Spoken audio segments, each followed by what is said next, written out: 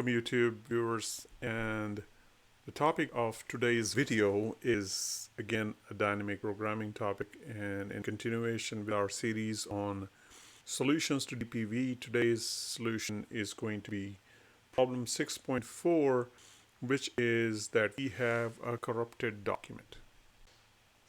Alright, so the problem statement for the corrupted document is that you're given a string S containing n characters 1 through n, and the string is corrupted such that all punctuations have been removed. For example, the string is your bold 1 appears as your bold 1, so all the spaces have disappeared. The commas, full stops, etc. have also disappeared. So you're given a dictionary method, dict_w, wherein you can pass in a substring w, and it outcomes saying that it's a valid word or not. In other words, dict of something would give you true or false. And you test the following: the dynamic programming algorithm that can tell whether the string contains a valid sequence of words, and this should take at most order n square time. If the string is valid, then you also are supposed to output the sequence of words. So that's the problem statement. Let's dive into how to solve this one. Alright, so here's the solution to the problem. Now, first of all, we have to figure out an optimal subproblem and recurrence. That's usually the first thing that you have to do in dynamic programming solutions.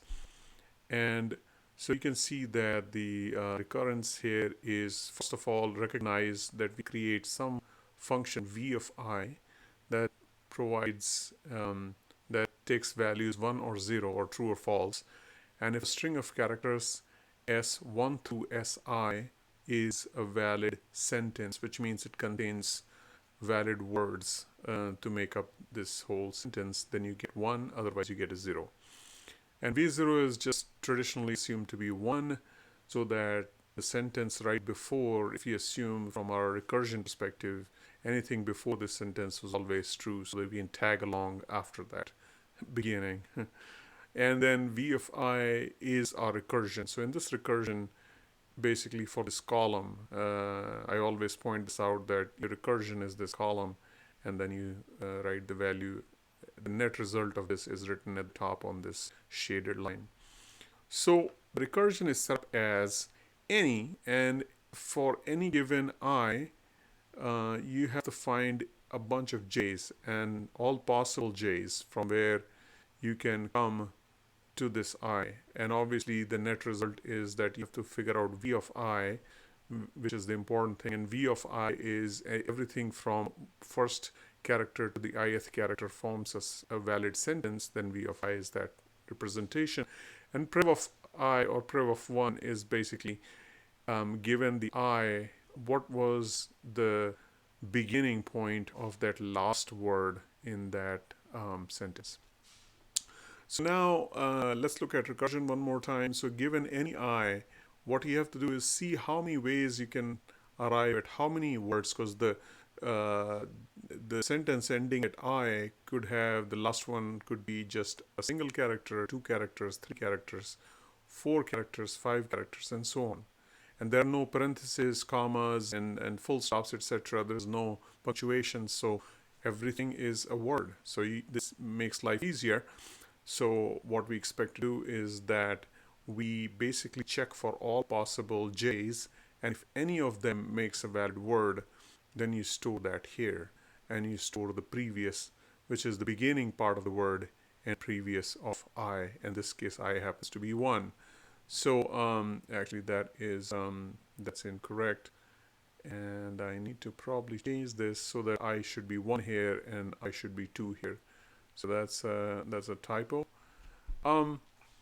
So in continuation with this, and we'll forget about reconstruction for a second, what you need to do is you fill v of 1, and v of 1 is basically at the first recursion point. You can come from 0, and it could just be 1 character, right? It could be like and that would be the first word.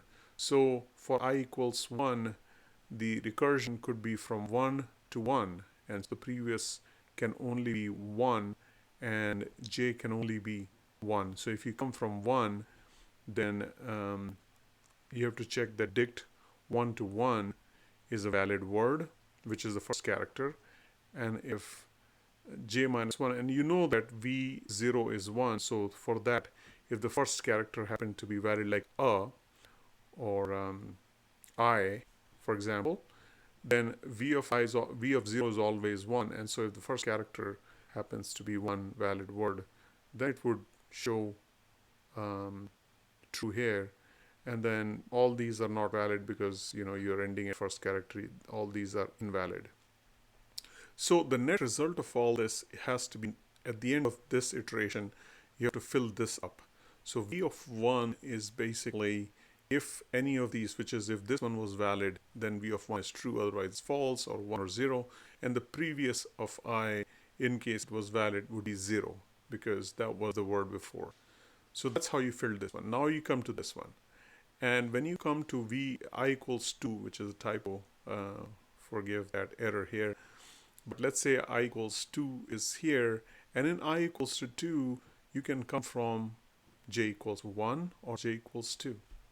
And j equals 1 means you'll again try if 1 comma 2 is the valid word, and v of j minus 1, which is v of 0, is always true, so you can try that. And if you try 2 2, then you have to try v1, and if v1 was valid and the second character happens to be a single character, so you can always try up to. Keep in mind that this inner loop has to go all the way up to I, including I, right? You don't have to exclude I because it could be just a single character. So you can go all the way up to I, from 1 all the way up to I. And that's how you catch a single character all the way up to whatever. So for this, you'll have this and this populated. For 3, you would have 1, 2, and 3 populated, and so on and so on. Now, if I show you the last one, once you reach this part, and when you get to the nth, then you basically extrapolate it from all these previous header columns using this iteration that this dict, the word was valid, and this v has been taken from all these headers. The previous headers or the sub-problems that have been computed are filling up this column here. And once you've filled all these columns, all these n columns, n rows of this last column, then you write this. If any one of them was valid, then this is valid. And from any one of these, you could have taken a previous n. And therefore, if previous n was there, you know where the word began. Now, that's how you solve for the main recurrence, which is that, is this a valid sentence? The second part of the problem asks you to do a reconstruction, which is a slightly more difficult part, but hey, take heart, we already put this hook in there for previous, and this is our way of solving the reconstruction. So the way you reconstruct the sentence is that, let's say now you walk backwards from the nth. Now once you've solved n, and let's say the nth said that yes, this is a valid sentence, and now give me the words of the sentence, you start at n, and basically you know the prev, which means that prev was the beginning part of that last word. So you extract this last word by taking prev n and all the way up to n. So prev n to n is the last word. Throw that away. And now call this sentence on prev n minus 1.